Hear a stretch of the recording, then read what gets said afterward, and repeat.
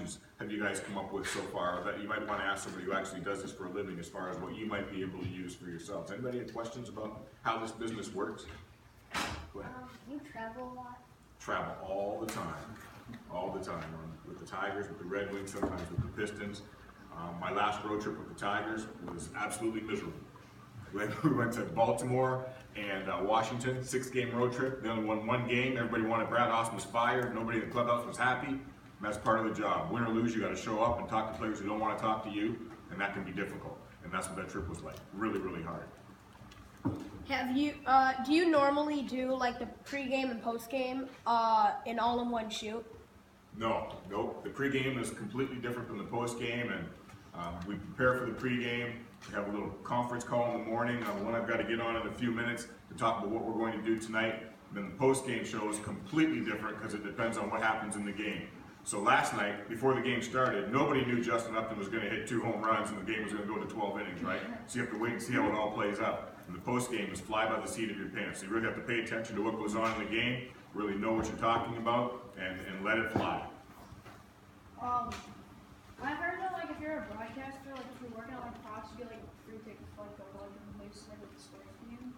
Is that true? Only if you're traveling and working, but nobody's giving you free stuff. Oh no. If you're like traveling, like working with them, you get to go to like different places and like you get to go like with the team. You go to where the team goes, you stay in the team hotel, and that's all expenses paid and that sort of thing. But anything you're also going to do other than that is on your own time. I was like, do you like have to pay like for your trip? Like, Oh no, that's expenses. The company pays for that. How much like pages and notes do you take to get ready for the pregame and postgame? Well, when I go to the baseball game tonight, I'm going to be going to do the pregame at the ballpark tonight. When I get there, each team has a pregame booklet of game notes. So probably 8 or 9 pages long from each team. So that's 18 pages of notes to go through with player stats, trends, whatever they might have. So you don't know what's going on with both teams. So they prepare that for you. And then you do your own reading before that, so you don't get prepared for your own stories. There's a lot of preparation that goes involved in every game you do, pregame and postgame. Lots. Do you like traveling with the Red Wings? Yeah, I like traveling with the Red Wings. It's been a lot of fun, and I've been covering them for a long time. I moved here in 2000. So I saw the 2002 Stanley Cup, the 2009 Stanley Cup, the 2008 Stanley Cup, 2009 they lost in Game 7. But a lot of traveling, it's been a lot of fun, but things change, right? So Steve Eisenman's not here anymore, Fedorov's not here, Chelios, all those guys, and now we're waiting to see what's Ken Holland going to do to make to make things better. How are we going to get back to the top of the mountain? And right now, it's looking like a long road, isn't it? Do you have good relationships with the players? That is probably one of the most important things if you're in a job like I do, when you're on air and you're talking to players and interviewing, that you have good relationships with them. That might be one of the most important things you'll ever learn how to do in this business if you're going to be on air, how to build and cultivate relationships. If you want to get a hold of a player, if you want them to talk to you, they have to trust you. They have to know that you aren't going to burn them, or that you know what you're talking about too. If you don't have credibility and you don't have good relationships with the players, you're really not going to go far because you're not going to get the stuff you need. So that's very important. I have good relationships with a lot of guys, which has helped me along the way for sure. Do you like go in the locker rooms and interview players, or is your job like different where you just work the postgame and pregame show? I do both. So sometimes, yesterday, I was just in the studio. I didn't talk to any players, but today I have to go to the ballpark and I'll be in there talking to players all day, and it just depends what your job is. Who's like the nicest player to be around? Ever? Like, that I've ever been around? No, like currently on the. Currently on the Tigers? I'm currently on like All the teams? the 3 teams that you. That's a good question. All 3 teams right now. McCann.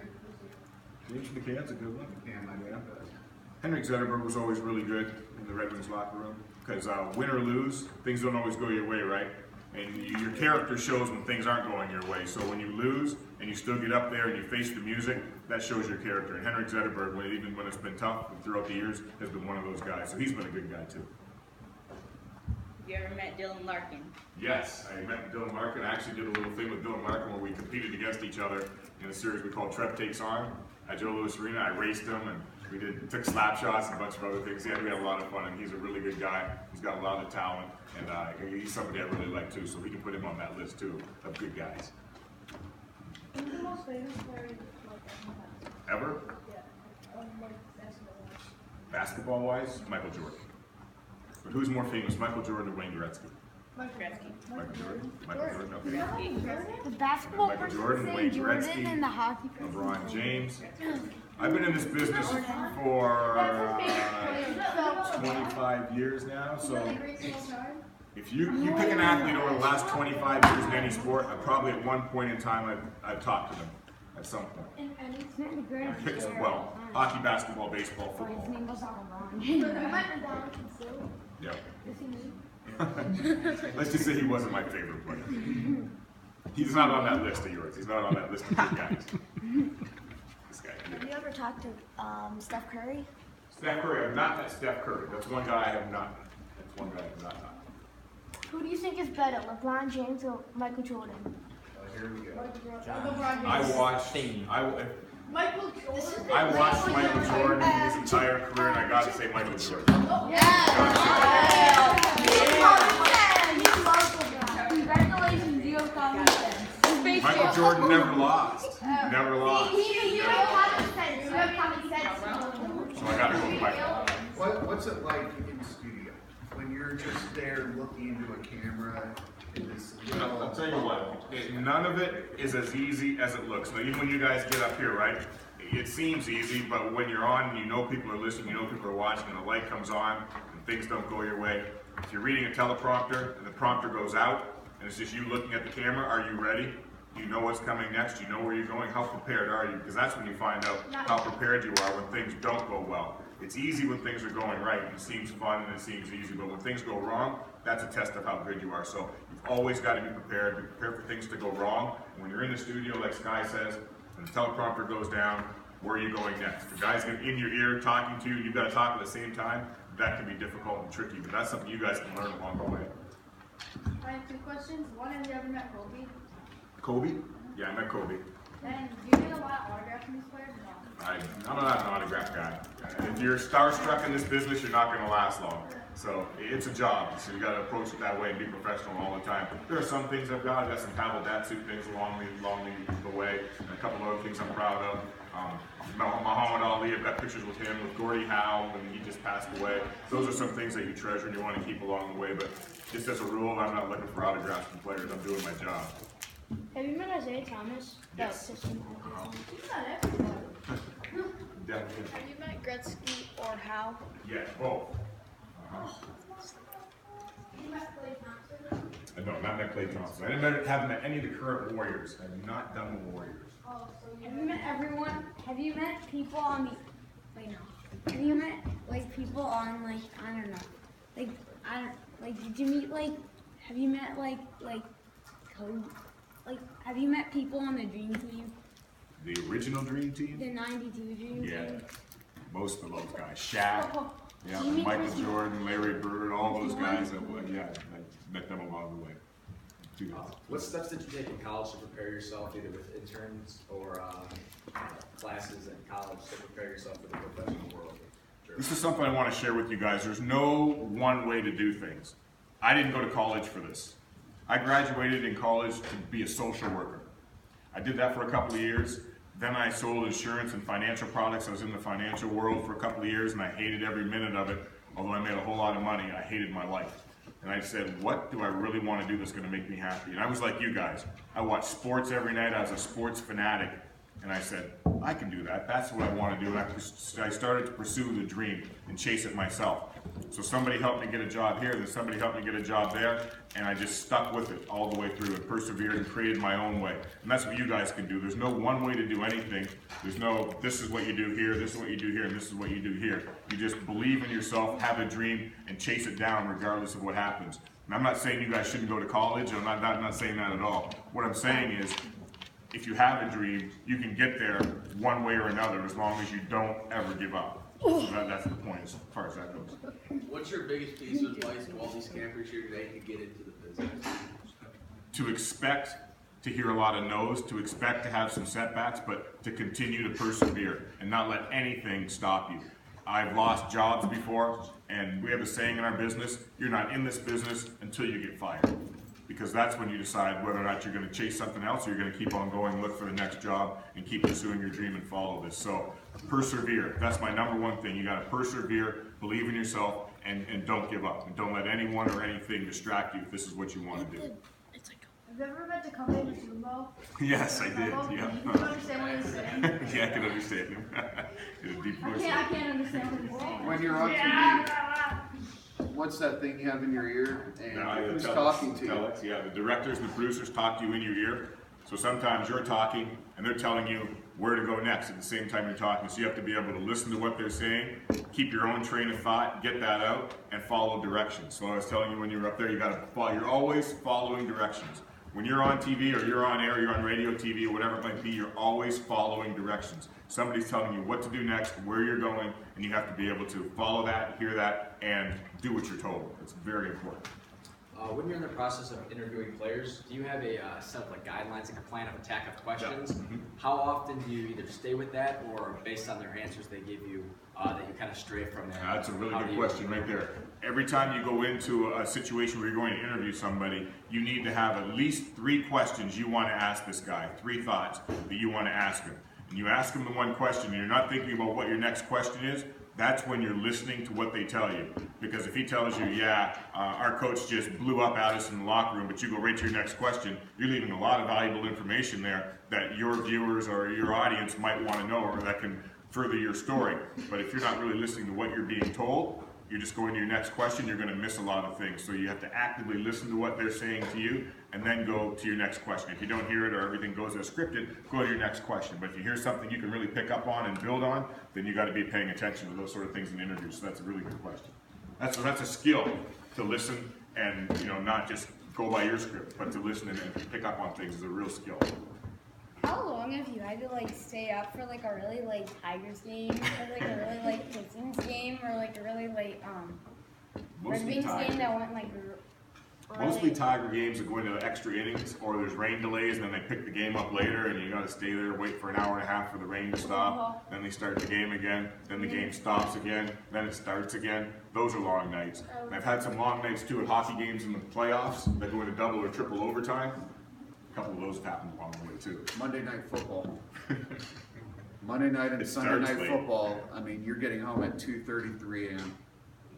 Those are late nights. It's not always as glamorous as it looks, I'll tell you that. What happens if you're interviewing a player and they don't cooperate with you? Like they say that I don't want to talk, or they just say an answer over and over again. You know what? There's a lot of that. There's a lot of that. And there's some guys even on the Tigers that aren't the easiest interviews. So in those interviews, have you ever watched Ian Kinsler be interviewed sometimes? Those could be tough. Brad Osmus is not an easy interview. They'll give you sometimes 1 or 2 word answers. They don't give you a whole lot to work with. And that's when you really have to be prepared to know where you want to go next. That's when you go with extra questions.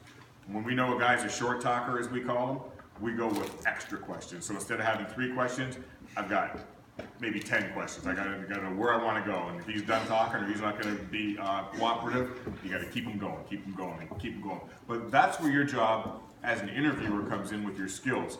What can you do or say, or can you find a topic that gets this guy engaged?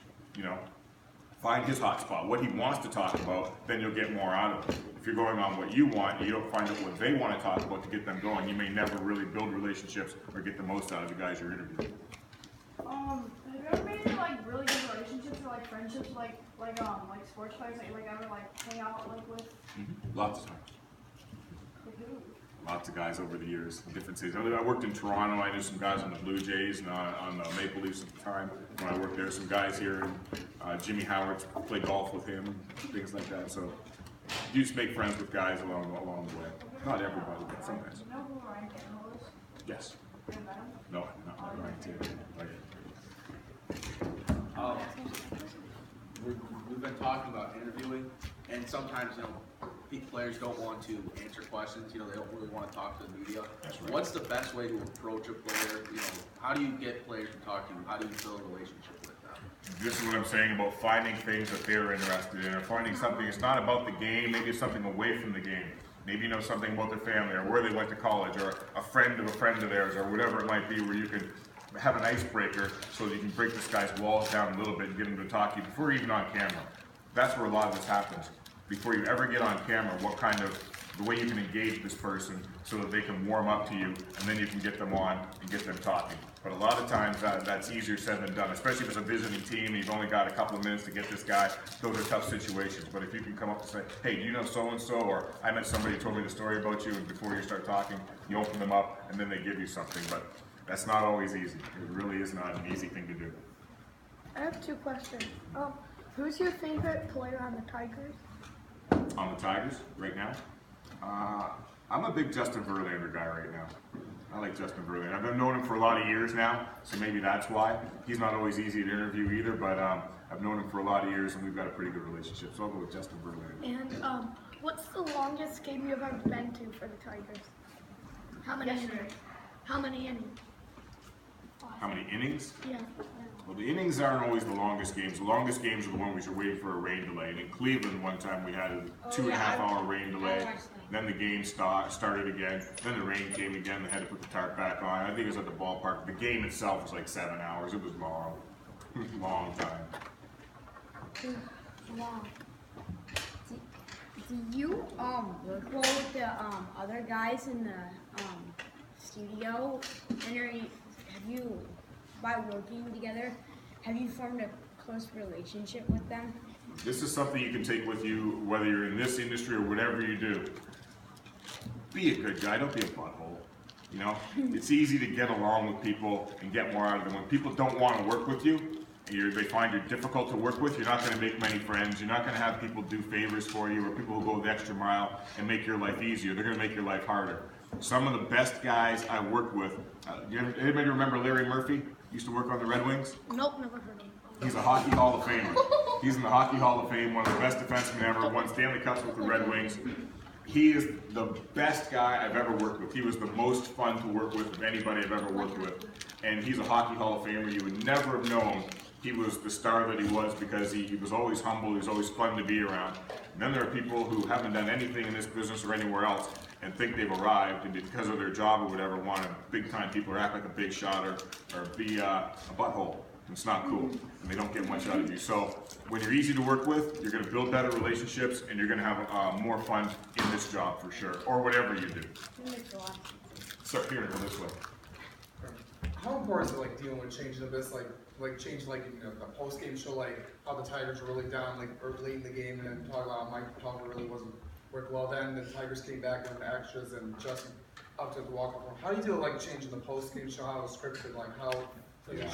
That's a really good question too. I can't tell you the number of times I've been writing a script for the post-game show, and you think they're going to win, or you think they're going to lose, and then somebody scores a goal or hits a home run and it's tied, and let's say you're 10 minutes to air, you think you're 10 minutes to air, and the game changes and everything changes. That's where how well you've been prepared up to that point comes into play, because if you think this game is going one way and it goes another, and the next thing you know, 10 minutes later you're on air, and your script is meaningless, that shows you how much you've been paying attention to what's happened or how prepared you are, and you've got to roll with the punches. Those are fun shows though, because suddenly you're talking about something completely different, you've got to go up the seat of your pants, you can't depend on your script, you got to depend on how prepared you were, and just the game itself that you feed off of. So yeah, that's good stuff. Is it harder for you to make relationships with players from opposing teams, like the Red Sox or the White Sox? The easiest way to go about that, if you don't already have relationships with guys, is to go to the opposing team's public relations people and talk to them about the guy you want to talk to. What's this guy like? Or what can I talk to this guy about? Or is he approachable? Does he speak English? You know, a lot of that, you know, he's from a foreign country. Does he speak English? You need to know this before you even go in there. Is he comfortable on air? Get that kind of background information. Find a way to approach him, to break the ice like I was talking about, and approach it that way. That's how I usually do it. When writing for a segment or you're writing an article or a short story or a report or anything, and you have all this information, how do you go about filtering out all of the least important things to the most important things and cutting it down into a descriptive yet detailed short version of what you originally started with? That's where it depends. You come into it with your own idea of the story you want to tell, and then you decide what of all the stuff you have to filter out is best furthering your story or keeping the focus on what you want to do. Anything that's not focused on what you're really trying to get to, you eliminate that from there. Or if you really don't know what you want to build on, find the most interesting thing, the thing you find to be most interesting, and build around that and eliminate things from there. That's the easiest way to do that. So just really stay focused. The more focused you can be, the easier it is to eliminate things that aren't a part of what you're focused on. One thing I want to add real fast to what Trevor said is, be humble in this industry. No matter what, you always want to be humble. There's a lot of people that I know who got in this industry when they were young. They weren't very humble, and right now they're having a lot of problems finding jobs. Is they're not going to get good recommendations.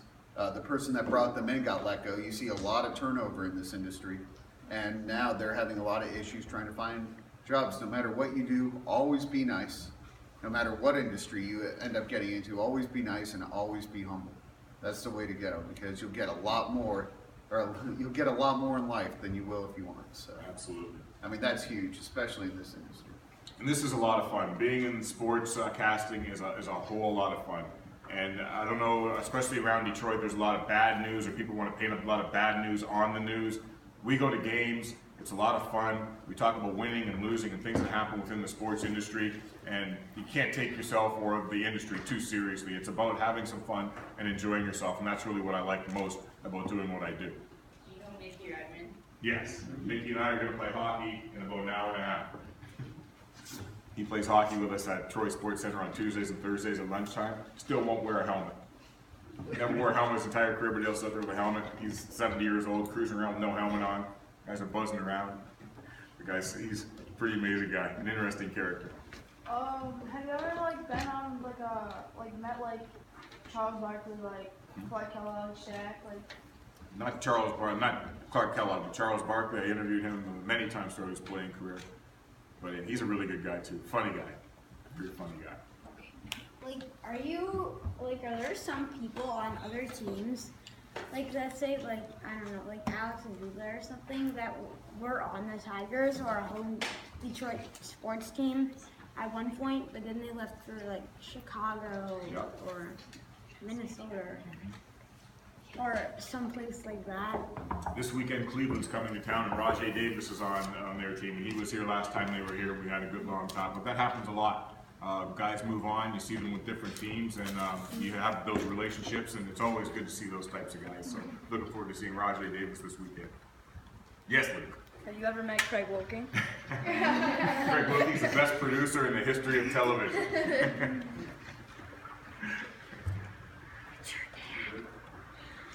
Hi. How do you approach when you've got a report on one of our teams that's having a lengthy losing streak, and they're losing by a ton of runs, like Saturday night's loss? What's your philosophy of approaching extended losing streaks? It's never easy. I worked with the Lions when Matt Millen was the GM. And remember, some of you older folks will remember, they went on a losing streak for 3 seasons, never won on the road, 24 straight losses on the road. When he was here, that's the hardest work I've ever done. Only certain guys would talk, it was the same guys every week, and they found the most incredible ways to lose during those times. You just couldn't believe that it went on and on and on. And that's when you really earn your money. That's when you really earn your money. And these days, as team partners, and you have relationships with the teams, you can't go in there bashing like they do on talk radio every day. You can't do that job. You've got to find a way to come around, and whether you can put a positive spin on it or not, or just be real about it. Guys understand everybody has a job to do. They get that. But I think it's the way you approach them with that matters. So as long as you're not coming in with a negative attitude about that, or picking on certain players, or being negative yourself, they're more receptive because they understand you've got a job to do and they're going to answer the questions that you have to answer. But my approach to it has simply been stick to the game at hand. This is what happened today. Not continue to dwell on things. And if a guy's in a certain route, like Mike Pelfrey couldn't win a game for a while, you got to talk to him about, hey, certainly you're not feeling good about not winning so far. How are you feeling? What are you doing every day to approach this, your next start, and finally get that win? But I think as long as you focus on what's going on right now, and just the facts rather than being negative, you're going to get further with it. And that's what I've always tried to do, just focus on today and not continue to build on negativity or buy into the negativity. Have you ever met Ellen Iverson? Yes. I think we've already been over. He's met everyone. But you had that interview when you did like the practice interview? No, I wasn't there, no, but I've interviewed him before, a few times. Got another question, buddy? Yes. So, wait. It was about oh yeah, Mike Palfrey. Is he like? Did you interview? Like, did you like? When was the last time you interviewed him? Like, was that recent? Last road trip. Is he in a good mood, or is sort of disappointed that he's on? He was in a good mood when I talked to him. It was before the game. He's getting paid a lot of money. Yeah, they do get paid a lot of money. They do, but it's a great job.